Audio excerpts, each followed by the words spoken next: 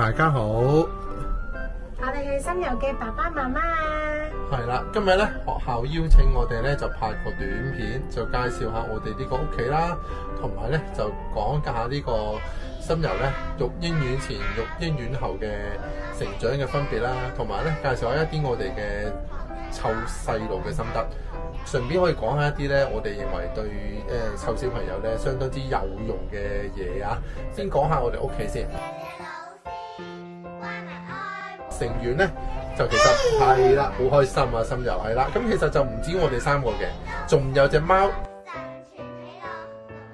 咁而家咧見到我哋三個咧就係我哋基本組合啦。咁啊，心遊就喺學校成日都會嘈冤巴閉啊，搞隻咧就係佢啦。咁心遊而家幾大啊？我而家10個月啦。係啊，10個月啦。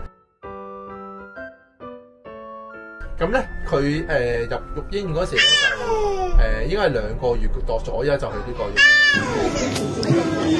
豬仔包腳板 B 返育嬰院啦。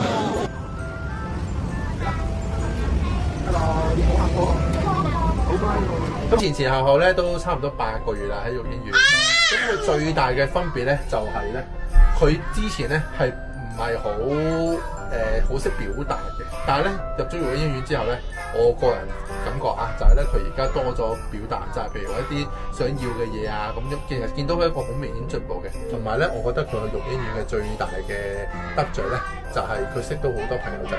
咁佢如果淨係屋企咧，嗱好多人都會有個感覺就係嗱，譬如我請個工人啊，或者揾啲婆婆啊、嫲嫲啊、爺爺照顧咧，嗱咁呢個我哋唔排除佢嘅好處嘅，一定有佢好處嘅。咁但係翻育嬰院咧，雖然你話可能咁細個翻育嬰院會唔會人好多啊，會好容易有病痛啊咁樣。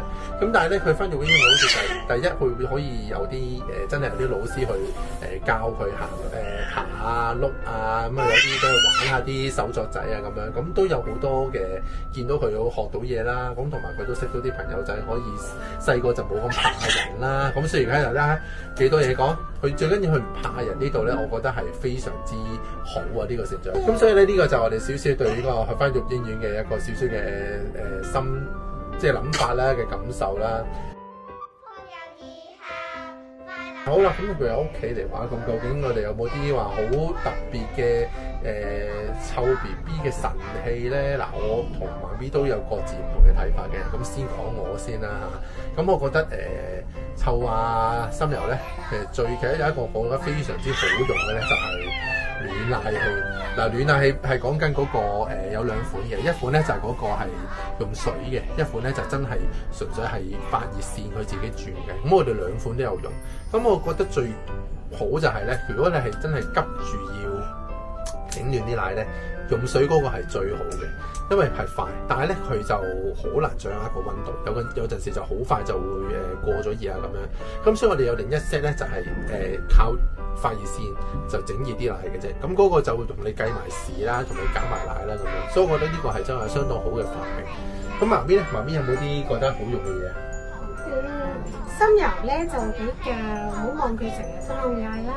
其實佢咧都係一個好敏感嘅小朋友嚟嘅。佢瞓覺咧一定要攬住隻兔公仔㗎。佢咧冇攬住隻公仔咧就瞓唔着㗎啦。係咪啊？係啊。咁好啦，咁呢個就我哋一個少少嘅分享啦。咁希望都可以嘅睇法，我哋嘅感受都可以同學校啊或者其他家長可以分享下啦。咁好啦，咁我哋下次再有機會就再同大家講下我哋嘅一啲少少嘅心得。